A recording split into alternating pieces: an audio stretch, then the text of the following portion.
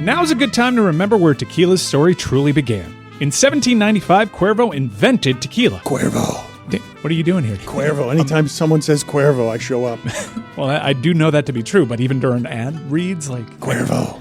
I think he could lay out, especially for one of our great partners. Sweet, delicious Cuervo. Since then, Cuervo has stayed true to its roots. The same family, the same land, the same passion. Cuervo. So, enjoy the tequila that started it all.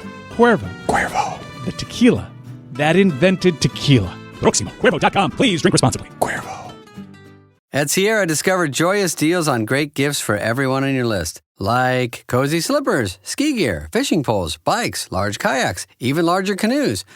Whew, which might lead to another discovery.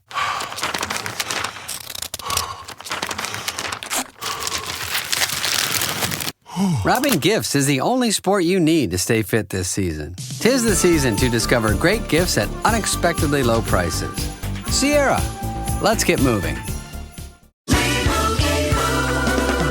Doug. Here we have the Limu Emu in its natural habitat, helping people customize their car insurance and save hundreds with Liberty Mutual.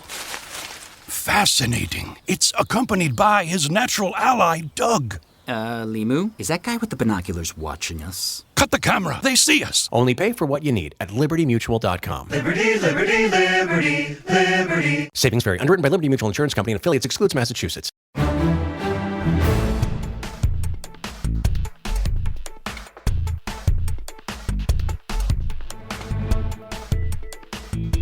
I just filed a bar complaint against attorney Monique Pardo-Pope, the Miami Beach Commission candidate whose father was a notorious coke-dealing, corrupt cop, neo-Nazi serial killer executed by the state of Florida in 2012 after Governor Rick Scott signed his death warrant. This is not about the sins of the father. This is about the lies of the daughter. And now the Florida Bar is announcing this week that they launched an official inquiry and opened a disciplinary file on her. Only 25% of complaints progress to this stage. All because Monique Pardo-Pope is still trying to hide her secret past from voters.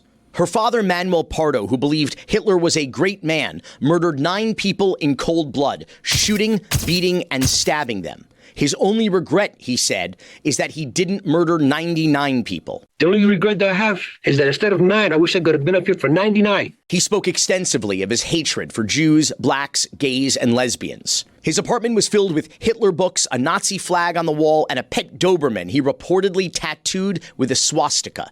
Why did she hide this from voters, and why does she refuse to answer direct questions about it? Should someone so intensely against transparency and accountability be an elected official? While she was very young in 1986 when he committed these heinous crimes, from 2013 to 2018, well into adulthood, and after she'd become an attorney and member of the Florida Bar, Monique Pardo-Pope repeatedly celebrated her Hitler-loving father on social media. My hero, my guardian angel. In September 2015, when she was 34, she called him my guiding light in the sky, my eternal best friend. In 2018, at age 37, she wrote, "There's no one better suited to have been my daddy, and I will forever be proud to have been your little girl." For you to understand my motive, what I did, because I want my daughter to be proud of her father and my family to be proud of my father. She wrote, "I would travel those thousands of miles each weekend once more if it meant just one more day with you." She's apparently referring to trips to visit her father on death row. He was there from 1986 until he was put to death in 2012, when she was 32 years old. What did they talk about? How did it shape her? What made her so proud of him? And what was so heroic about him? Setting aside his horrific crimes, what we know about Manuel Pardo's beliefs are not inconsistent with Monique Pardo-Pope's current views. For example, as a child, we used to have to say the Pledge of Allegiance in the morning and pray in the classroom. Nowadays, that's illegal, unconstitutional. But it is illegal to allow homosexuals to teach our children and allow communists to teach our children. So what does that tell you? We're being destroyed internally. But I sent a message, and I just hope some other people carry on my work. Monique Pardo-Pope is not only proud of him, she seems to be carrying on some of his work. A few months ago, she appeared at an event of the Christian Family Coalition, an ultra-conservative organization at the forefront of Florida's most discriminatory anti-LGBTQ+ policies, extremist anti-abortion legislation, and ending the separation of church and state. As a lawyer, Monique Pardo-Pope has an obligation to the truth, yet she's equivocated on the facts of her father's case, misrepresenting the court's findings on his mental state, and as my bar complaint details, she even outright lied about the outcome of litigation involving me in order to smear the messenger, inventing a defamatory lie that I lost a lawsuit that I actually won. Best case scenario, she's incompetent and doesn't know how to do the most basic legal research. Worst case, she's a malicious deceiver, willing to spread lies without compunction. Either way, she's grossly unqualified for the position she's running for and perhaps even the profession she's in. Her father was a serial killer, but Monique Pardo-Pope may be a serial liar. And she is now just one ballot away from being a Miami Beach City Commissioner. And President Trump weighing in on the Miami mayor's race. He endorsed Emilio Gonzalez for Miami mayor on social media yesterday. In a post on Truth Social, the president released a statement saying in part that Emilio strongly supports our incredible law enforcement, military, and veterans, and knows the wisdom and courage it takes to ensure law and order. Gonzalez came in second place after Miami-Dade County Commissioner Eileen Higgins, who is endorsed by Miami-Dade Mayor Danielle Levine Cava. That runoff election is scheduled for December 9th. It is the end of an era. On Tuesday, December 9th, we will have a new mayor in the city of Miami. Francis Suarez will not only be gone, he'll be, I guess, sort of retired from politics for now and is term limited for life. He served 8 years as a city commissioner, 8 years as a city mayor, and now, according to 79% of the voters of the city of Miami, cannot run for office in the city of Miami ever again. Whatever will he do now? If you put garbage in, you're going to get garbage out. So one of the two people who will be mayor next week, Emilio Gonzalez, is here joining us. Magatov to you on your endorsement from the president. I also invited his opponent, former county commissioner Eileen Higgins, who has been on the program before. I did not hear back from her or her campaign. Friend of the show. We have a surrogate here, former friend of the show, friend without benefits of the show. And we have Eileen Higgins' surrogate over here. Christian Ulvert is joining us on the program. Christian, thank you so much for being here. That's sort of an inside Miami politics, inside baseball joke. Nonetheless, we will be volleying some questions to him during the program to see what he has to say. Chances are he may have better answers than Eileen Higgins would. It's a little disappointing that she's not here, but it says so much about her confidence level, I would actually say, Emilio. So let's start there. There's been a lot of, before we get into the endorsement and the politics behind this race, there is a sense of confidence. Some may call it overconfidence on the part of Eileen Higgins and her campaign. Some may call it hubris. They sort of feel like she is already won or been anointed. What's your take? All of the above. Overconfidence, confidence, and hubris. She was competing against one person in this primary that we had. She was competing against Ken Russell. I was competing against 12 other people. She did very well. I did well. But now everything's changing and everybody's coalescing and the voters are finally figuring out who can do the best job, who stands for what, and we're working it. And we're working it hard, and I'm not leaving any stone unturned. I go to every single event pretty much that I'm invited to. I'm not afraid to go into uncharted territory, if you will, because I think the voters need to know who we are and what we stand for. Christian Ulvert, your thoughts? Very good. I want to get into that a little bit more about the differences between the two candidates, which are numerous. But before we do, in the cold open, we had that clip, which definitely changed the race. Some would argue defined the race. Miami Herald headline from that week before Thanksgiving: Trump just turned Miami's mayoral race into a referendum on himself. This is dicey territory politically. You've got a president who did not win the city of Miami last year. He's arguably less popular now, judging by his record low polls. Is this a referendum on Donald Trump, this election? I don't really think so, Billy. I think more than anything else, the president is now a resident of the state of Florida. Clearly, Miami is a city where potentially his library will be, so he follows events in Florida, and particularly South Florida. It was an opportunity for him to endorse me. I would never, ever tell a sitting president, no, I don't want your endorsement. I welcome it. The governor endorsed me. Both our senators endorsed me. By the way, Eileen has been endorsed by the county mayor, by the Florida Democratic Party, by numerous members of Congress. So this did eventually turn into a very partisan race. I will tell you that long before I even filed, she was campaigning as the trusted Democrat. That is to say, she put that label on herself, and I did not. I wanted to respect the NPA aspect and no party affiliation aspect of the race. The president got on board. The governor got on board. Everybody understands that there's concern about what would happen to Miami if somebody with her qualifications, or for that matter, lack of qualifications, were to take over the city. Again, does it move the needle? I hope so, but I'm still out there. I'm not hiding from anybody. I'm not hiding from this very subject, Well, what choice do you have? I mean, it's right out. I mean, it's out there. It's way out there. And again, listen, if President Biden had wanted to say, hey, you know what, Emilio's a great guy, fine, thanks. Really? Is that true? I would. Some outside chance that Joe Biden was still president and he endorsed you for Miami mayor. No, what's true is that I would. You would take the. I would accept it. He's a sitting president. He is a sitting president, and that's something that you cannot, in good conscience, say. You know what? Nah, I'm not interested in your endorsement. Take it back. Well, let me ask you this though. If you could you are talking now, too. As a proud NPA, Donald Trump was a Democrat a lot longer than I was a Democrat. But as a proud NPA for the vast majority of my voting life since I turned 18 in 1996 and voted for Ross Perot, by the way, I've been an NPA and I love nonpartisan municipal elections. I'm not a big fan of these constitutional offices that we've created.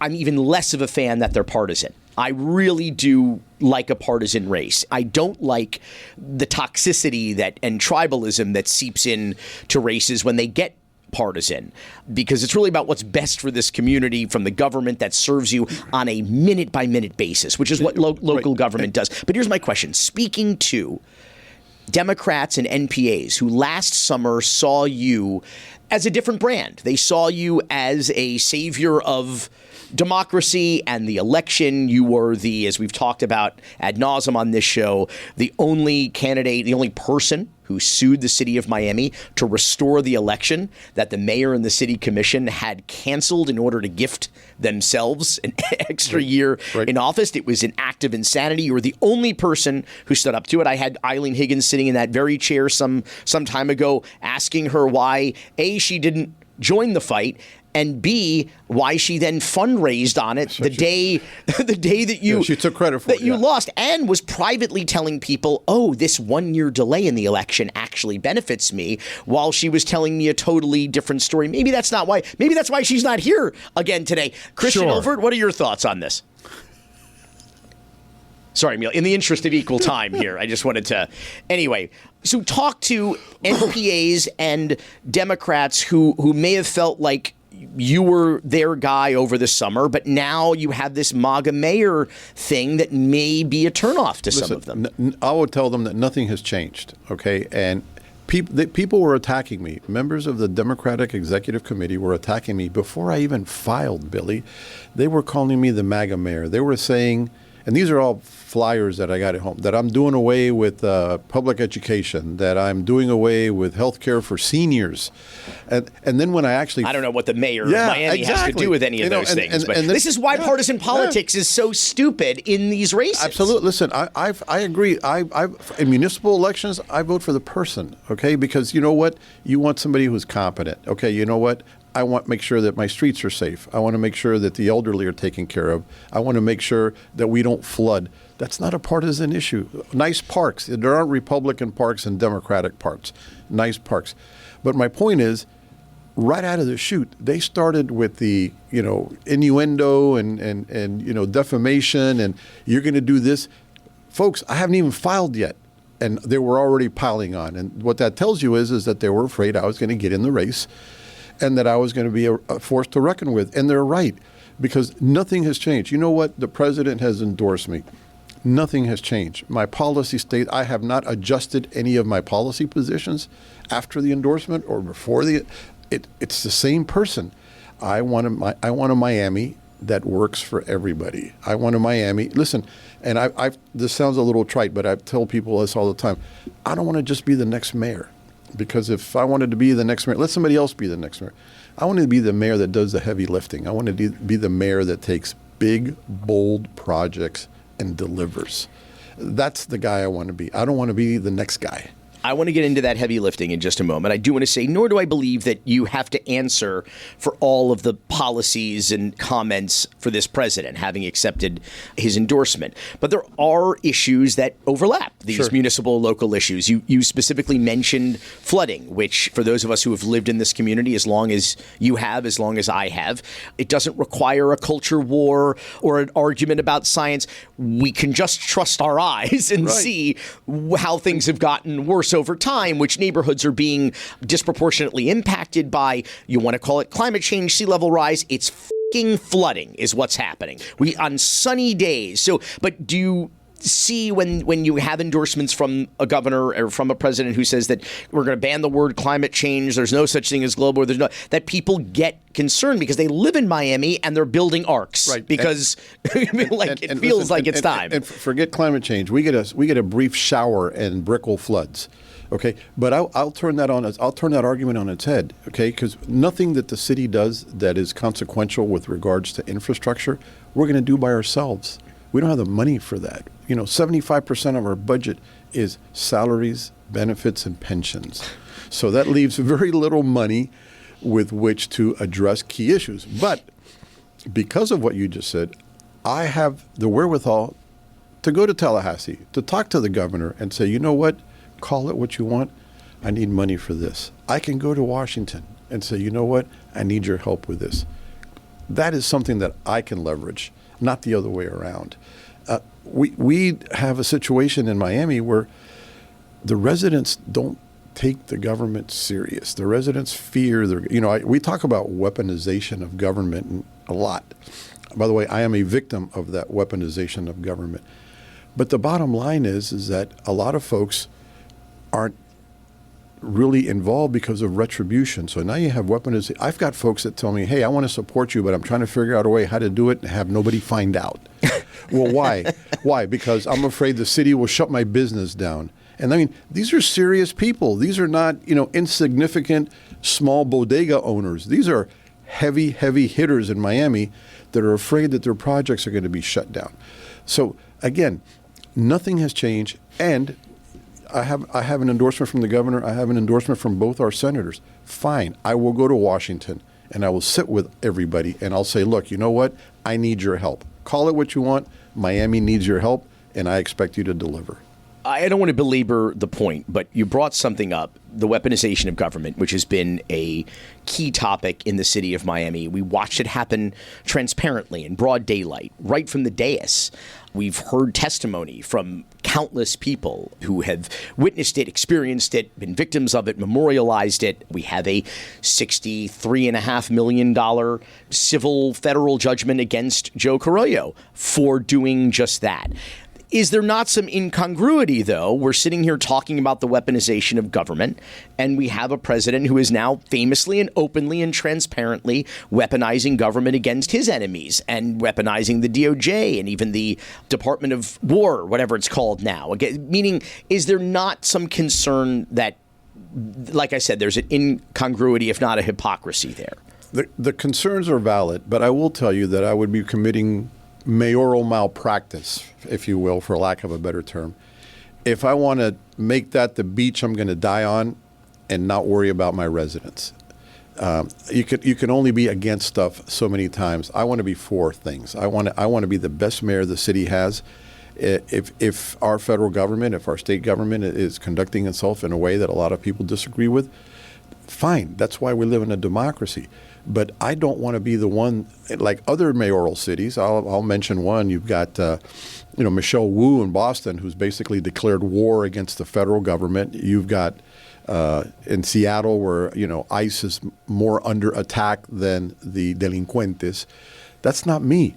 That's not me. I want to serve our public. And by the way, I want to use these connections. One of the beautiful things about being old is that, you've been around for so long, you know everybody, right? So I want to use that to our advantage. Why would I want to start as mayor declaring war on a federal department? It makes absolutely no sense for the people that live here. Folks, listen up. You know my holiday pattern by now. Every single year I tell myself, listen, Chris, you're going to be thoughtful this year. You're going to get good gifts. You're not going to be lazy. You're not just going to get gift cards.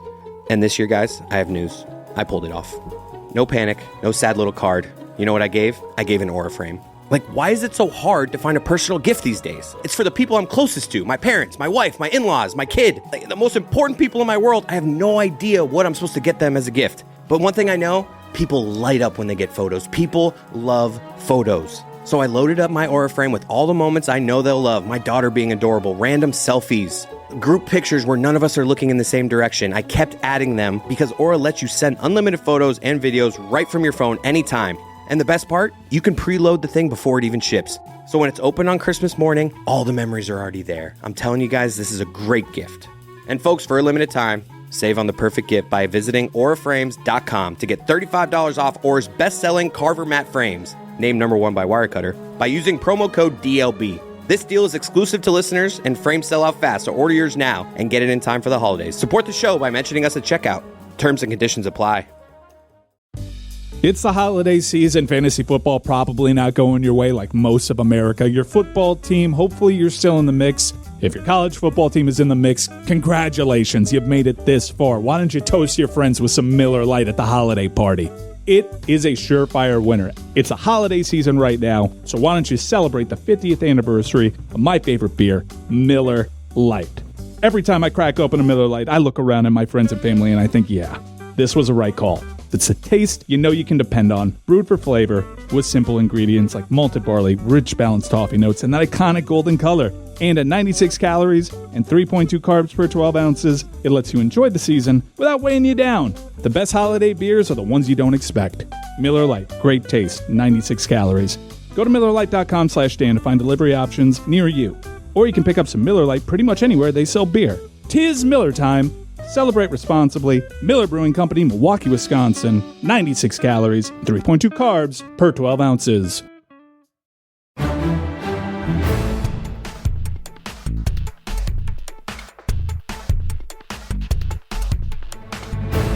Big projects. You talked about undertaking big projects. Before we get into one of my favorite subjects, I want you to be able to elaborate on that. What do you mean by that when you say that? Listen, I want to do away with property taxes from homestead exemption residents.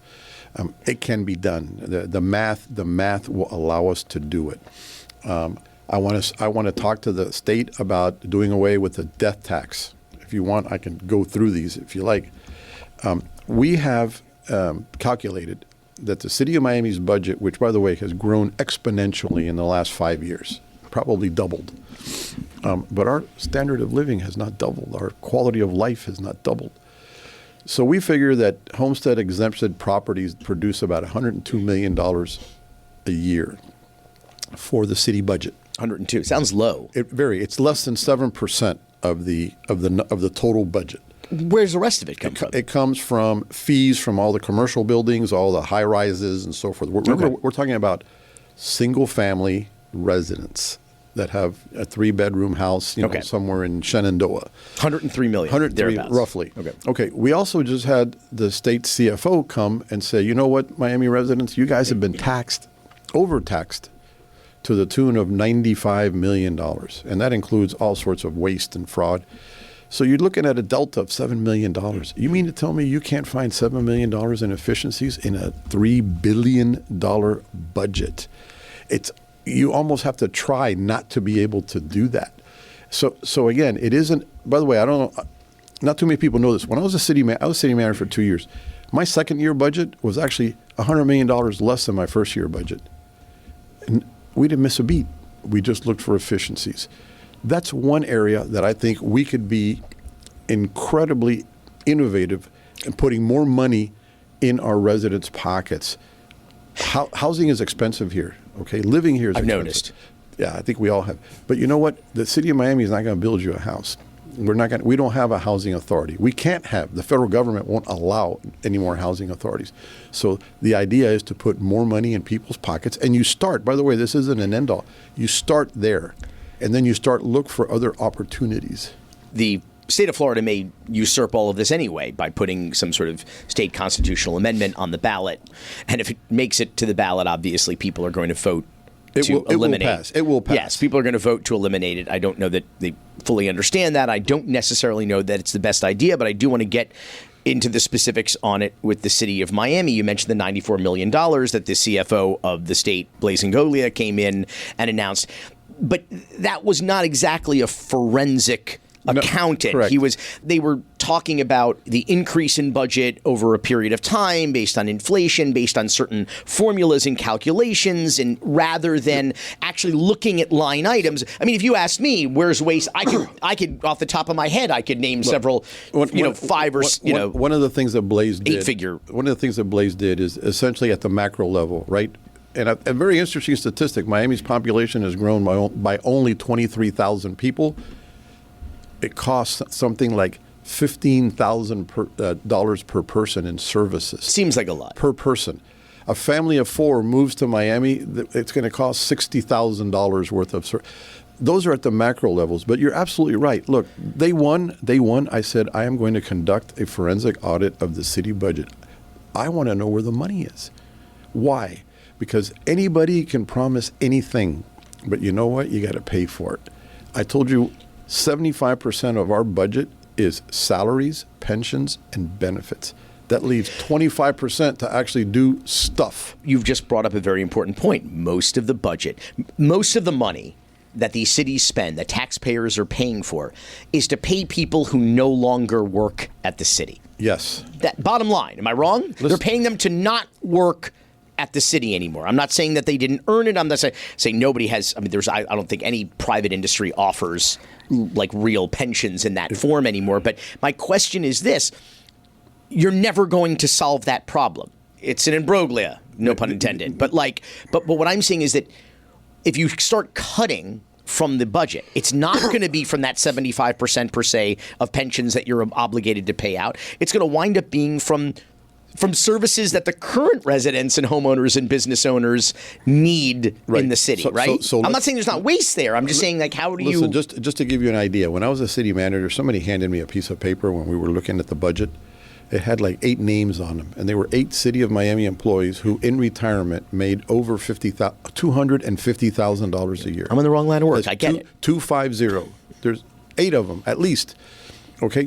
But what I'm saying is that through efficiencies, we won't know. Listen, think of all the garbage that this city pays. But you can't. That's zero savings there. All of those people, there's zero savings on those pensions. Absolutely. But once you do a forensic audit on everything, to include, by the way, the contracts for police and fire, let's take a look at those. I'm not saying that we're going to destroy anything, but what I'm saying is that we have not been faithful stewards of the taxpayer. Well, that's a fact. And we need to just at least put a marker down and say, you know what? Why are we buying this? Who let this contract out? Who won the contract?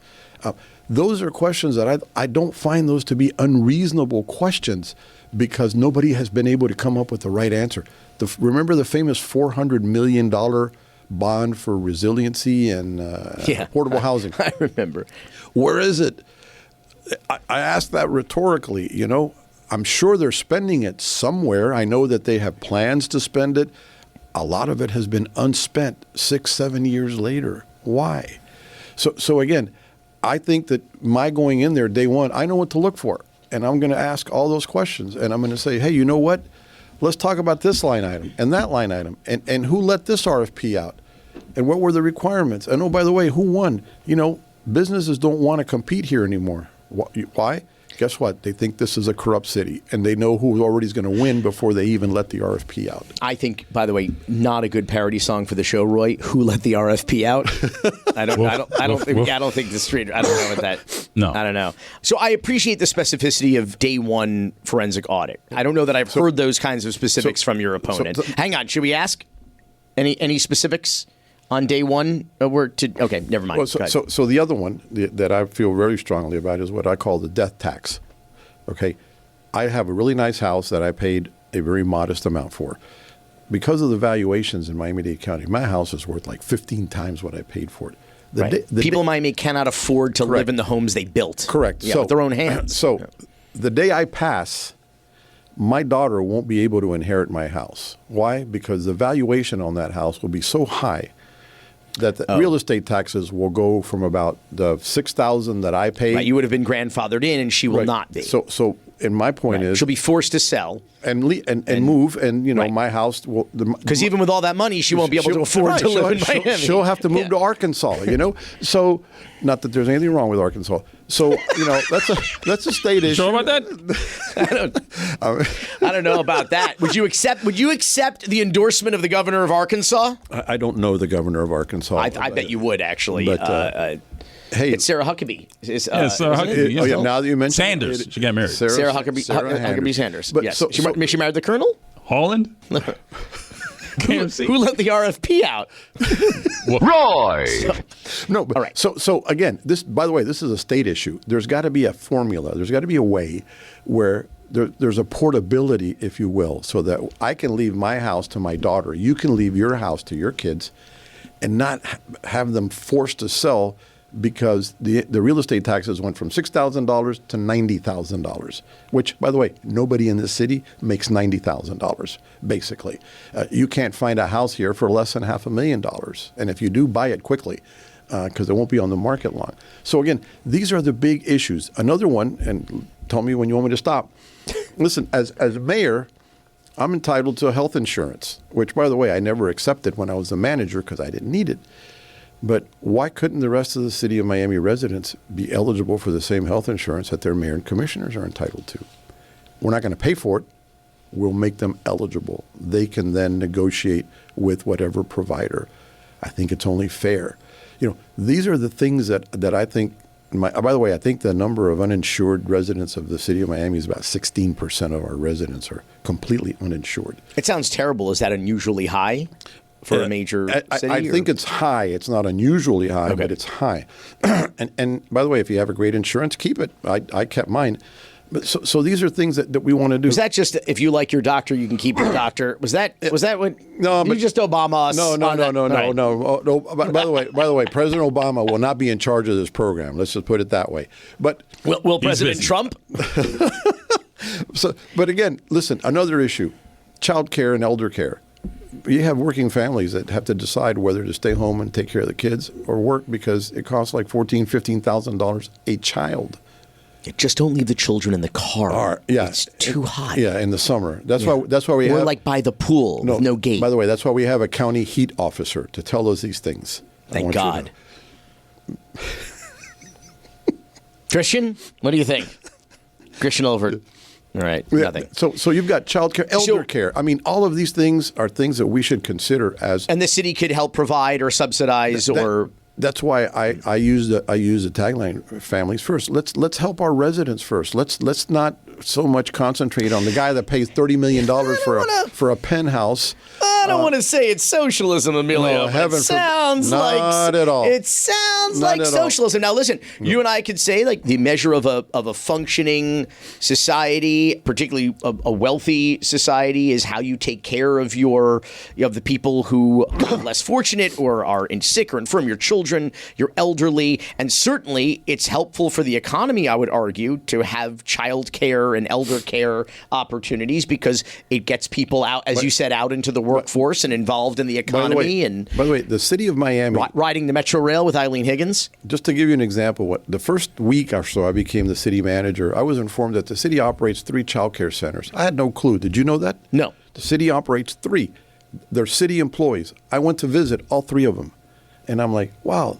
These people are doing wonderful work. Now, mind you, seems like a great idea. But coming from a guy that I'm thinking, there are some things that the city should do and some that they don't. But child care is probably not one of them. Completely convinced otherwise. Not only did I agree with it, I went back and asked the directors. I said, "What do you need? What do you need from me?" And they said, "I need 1, 2, 3. I need money. I need this. I got to hire more." Done. Okay, so we're already doing that. We are already doing that. We already do that. So why can't we expand that fan a little bit, especially if it helps our working people? It gets the city moving. It does. It's a heartbeat of the city, like you said. I mean, like when you have to take care of an elderly family member, you have to take care of children, everything stops. Productivity stops, your life stops, everything. Here's another one. Permitting, which we all hate. It seems fine. Yeah, affects everything, right? So why can't we, by the way, I've already said day one, I'm going to put together a permitting task force that will report back in 30 days, best practices, or we just a Molotov cocktail. Well, no, I've told them, mix me a Molotov. I'm convinced, and I've said publicly, I said, if we blow up the permitting department and take a step back, let's see what works best. No permitting or what we have now. But let me give you an example. You've got a single family home in Shenandoah, and all of a sudden, I wish I did. And what you did, I don't. And you need to take care of abuela, right? Because she's getting old and infirm. You want to put an addition on your house. If you've got a contractor, if you've got an architect, if you've got an engineer, and they're all licensed and bonded in the state of Florida, why does the city of Miami have to show up at your house and inspect it 47 times? At that point, the city should just be the repository of the plans. Build abuela's house. Take care of abuela. Let's get small businesses moving. If you don't get a permit in, say, 120 days, consider it approved. These are the bold things that are going to make people take notice that we live in a 2025 city that's organized as a 1975 city, and that's got to stop. Holidays, fun. Holidays as a dad, tough. Travel, gifts, matching pajamas. Don't get me started on matching pajamas. It's hot in Miami. My wife says, why don't you want to do this with us? My daughter's crying. Anyways, school parties, hosting a family. Next thing I know, I basically put Christmas on my credit card and have no idea what I spent where. If you want to keep your finances under control this holiday season, you need to be using Monarch. Rated Wall Street Journal's best budgeting app at 25, Monarch's the all-in-one personal finance tool that brings your entire financial life together in one clean interface on your laptop or on your phone. Right now, just for our listeners, Monarch is offering 50% off your first year, a massive deal. Monarch showed me how fast a holiday budget was disappearing. Flights, gifts, late-night online shopping, and helped me pump the brakes before the bill hit. Now my wife and I do quick money check-ins, look at our holiday spending category, and actually enjoy the holidays without starting January and the new year in panic. Don't let financial opportunities slip through the cracks. Use code DAN at monarchmoney.com in your browser for half off your first year. That's 50% off your first year at monarchmoney.com with code DAN. And don't give me those matching pajamas, I swear. Can we talk about how banks are still acting like it's 1994? Fees on fees on fees. Overdraft fees, monthly fees, probably a breathing near the ATM fee coming soon. Which is why Chime feels like someone finally flipped the script. Fee-free, smarter banking that's actually built for you. The person trying to make it through life, not the billionaire who keeps a yacht in every time zone. Chime isn't just another banking app. They've got tools that genuinely help people like MyPay, where you can get access to up to $500 of your paycheck whenever you need it, or getting paid up to 2 days early with direct deposit. Open your account in minutes at chime.com/Dan. And now there's the new Chime card. Cashback and credit building with your own money together on one card. No annual fees, no interest, no strings. And qualifying direct deposits get you 1.5% cash back on eligible purchases. Chime is not just smarter banking. It is the most rewarding way to bank. Join the millions who are already banking fee-free today. It just takes a few minutes to sign up. Head to chime.com/Dan. That's chime.com/Dan. Chime is a financial technology company, not a bank. Banking services, a secured Chime Visa credit card, and MyPay line of credit provided by the Bancorp Bank N.A. or Stride Bank N.A. MyPay eligibility requirements apply, and credit limit ranges $20 to $500. Optional services and products may have fees or charges. See chime.com/fees info. Advertised annual percentage yield with Chime Plus status only. Otherwise, 1.00% APY applies. No min balance required. Chime card on-time payment history may have a positive impact on your credit score. Results may vary. See chime.com for details and applicable terms.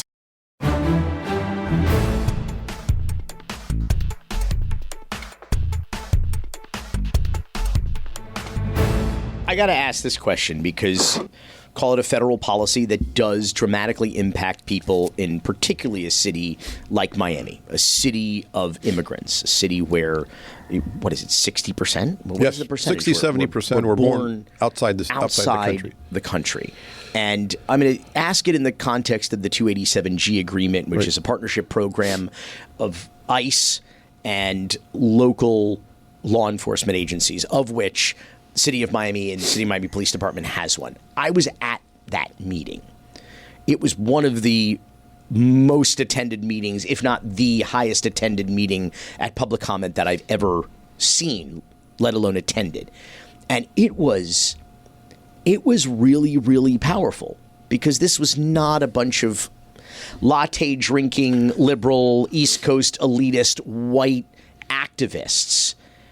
This was an immigrant community coming forward, despondent, broken in many ways, sharing the most powerful and distressing stories of sacrificing everything, separating from their families, traversing shark-infested waters, risking their lives, people who had lost family in the journey, and the risk to experience freedom and the American dream here in Miami. They were begging, they were pleading. It was really powerful, and it really affected me in ways that I didn't realize that it would, sitting there and hearing these people. I don't know if you've watched any of it, but it's really well worth a watch, just to see how people feel about this and how it experiences their lives.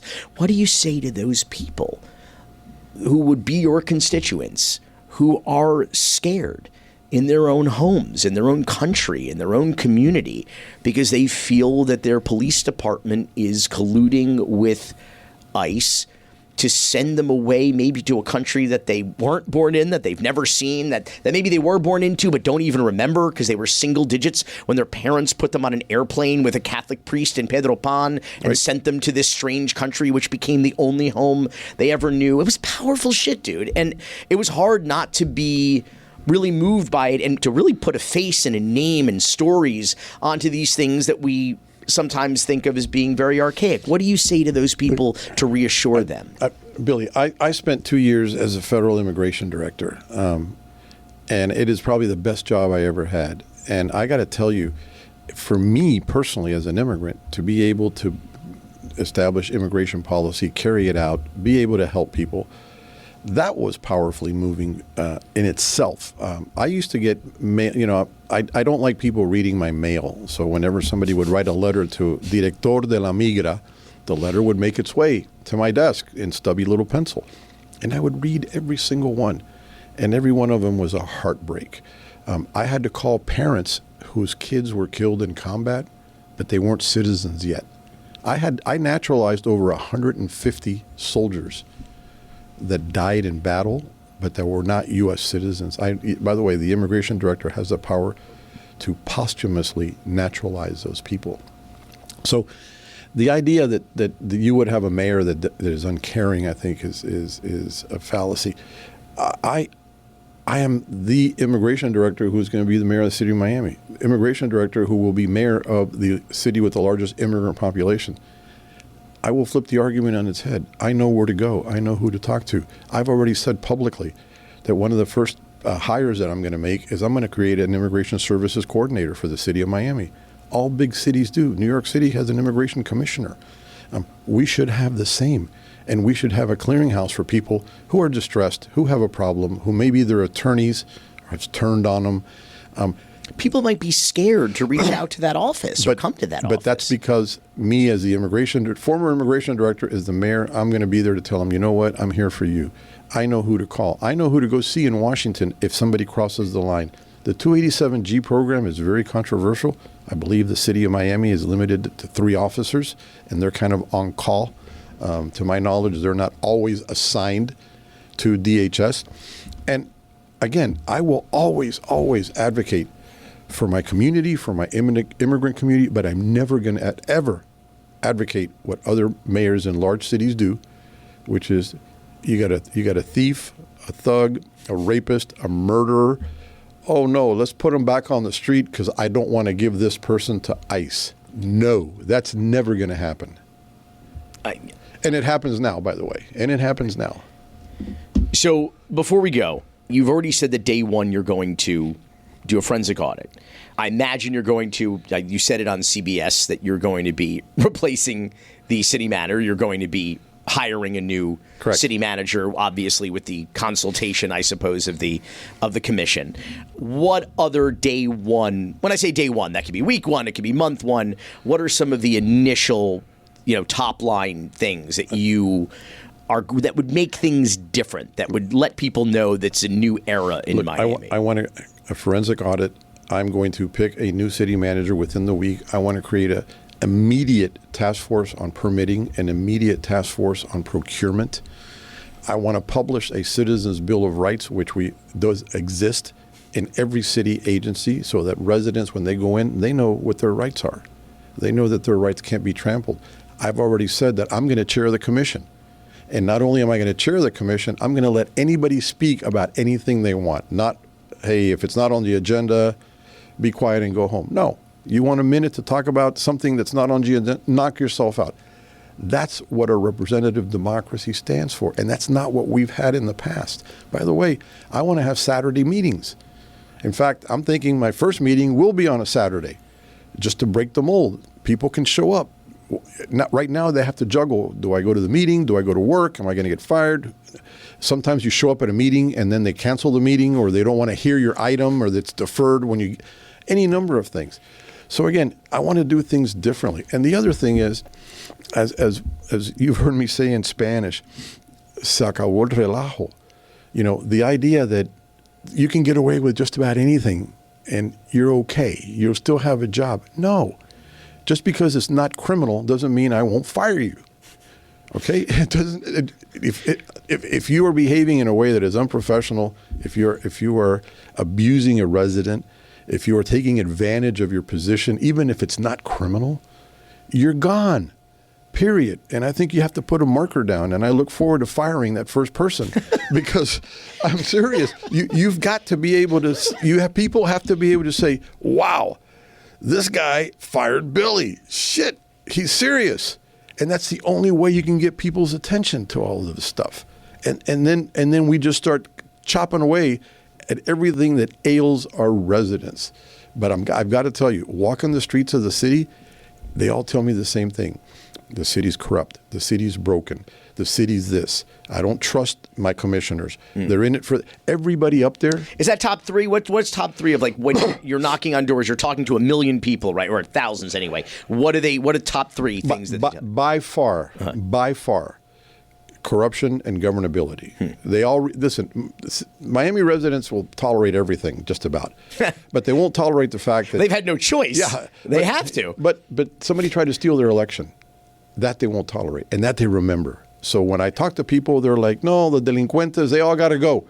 They all got to go. No, you got lock them all up." I'm talking old ladies to young couples. This is unacceptable. No. And then after that, you get the cost of living, the issue with taxes, the issue with housing. All of those things will fall in. I've had several people tell me, you know what? Just put them all in jail, and then when you do that, come back and talk to me about the homestead exemption tax. I know I've said before we go a whole bunch of times, but I did want to mention this because you've been consistent on this issue of elections and restoring democracy, and I saw your statement on the appointment of Vicky Lopez, which we haven't talked about on this show yet, but I intend to talk about it. It was a similar heist. It was a hijacking of democracy. And I appreciated that you posted about this because it was a nonpartisan position on a nonpartisan seat. But Vicky Lopez is very prominently, in addition to being a convicted felon whose sentence was commuted by Bill Clinton, is a Republican. I'm sure those things are unrelated. But you said that's not how this should go. And if I'm not mistaken, Eileen Higgins was a party to whatever scheme, whatever backdoor deal they did to anoint this woman. Well, let's back up one. If Ms. Higgins had resigned her office the day she announced for mayor, we would have had an election this past November on the same ballot that she was on, that she qualified for. And we would have had a new commissioner. That seems like that should be the law, dude. You would think. And then you have people that were going up before the commission and saying, "Hey, let's have an election. I want to run," and they didn't. I tried to be consistent. If I'm going to take the city of court for not having an election, I can't in good conscience say, "Hey, you know what? It's okay if you don't have an election over here." You've got to be consistent, and they did what they did. Fine. I'm sure there'll be an election, probably in the next 6 months or so. Again, a special election brought on because one of the commissioners decided to hang on tooth and nail until the very last day so that we couldn't have an election in November. I want to show you this headline, Political Cortadito. It says, a GOP hugger, that's you, by the way, versus a developer's darling.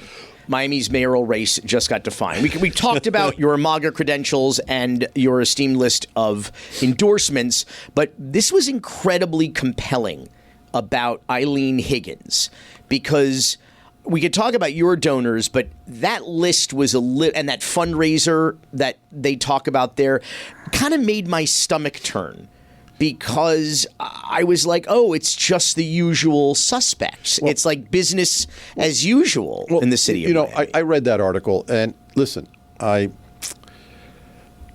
am who I am, and I'm also, you may say everybody wants to put the MAGA label on me, right? Hey, this guy's a MAGA mayor. I don't even own a MAGA hat, let's put it that way. But I'm also a candidate, regardless of the party, I'm also a candidate that has an environmental policy, that has a governability policy, that has a family for elders and children, that has a property tax policy, that has an open government policy, that has a no tolerance for crookedness policy. That's who I am. And that's something that escaped her article, by the way. And I also hear that people, by the way, in my backyard, NIMBY, there is a humongous building going up in my backyard. I've actually named the crane who wakes me up at 8 o'clock every morning. The crane's name is Henry. And from one day to another, this monstrosity of a building is not only going up, but it's going down. They're digging down just as much as they are building up. So it's not that I'm against development, but let's do it in a smart way. Let's think about it. Well, how is this going to affect traffic?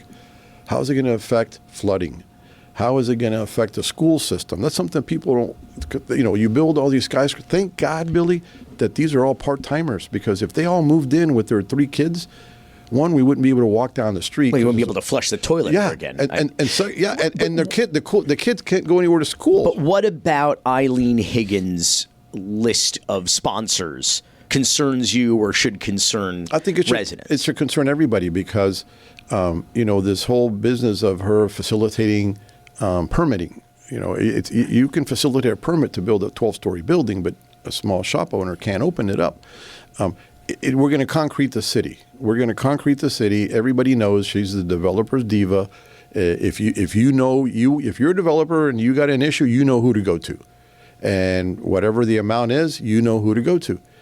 If that's what she's want to be famous for, fine. She should own it. My issue is, let's talk about the families. Let's talk about corruption. Let's talk about flooding. Let's talk about the environment. Let's talk about the tree canopy. Those are things that aren't partisan.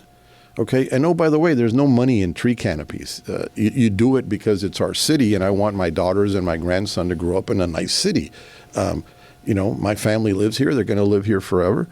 So there's nothing wrong, quite frankly, with being, as they call me, a Republican that actually cares, as opposed to being a Democrat that doesn't care, admittedly. I'm still waiting to see what it is she stands for. Well, I want to give her, Christian Ilvert, representing Eileen Higgins, the last word. And that about wraps it up. So, Emilio Gonzalez, thank you for responding. Thank you for showing up. Thank you for being here and answering the questions. Still waiting to hear back from your girl Eileen. My girl. What's up with that? You burn bridges, Billy. Like there's no way she's going to contact you because there's a burnt bridge. I don't know about that. We could build a new bridge. It could be $1 billion Black Widow spider bridge. Do you realize the infrastructure in the city? Well, are you going to let Donald Trump build a casino across the street here? That's what I want to know. Are you going to give that permit out? Do you want a casino? I do, actually. I really do. Don't tell anybody that, but I really do want a casino. Well, I really do. I'll tell you what, if we had one, I wouldn't have to fly to Vegas. Listen, I've been telling everybody, they couldn't do it at the Fontainebleau. Genting couldn't even do it. I'm like, if anybody can get a casino in Miami, it's going to be Donald Trump. And I'm here for I'll be first online at the blackjack tables.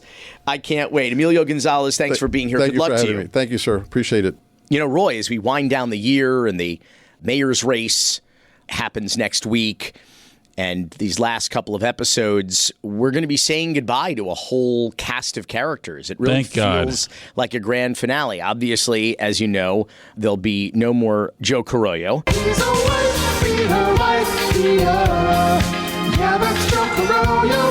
We'll have a more formal goodbye to him next week.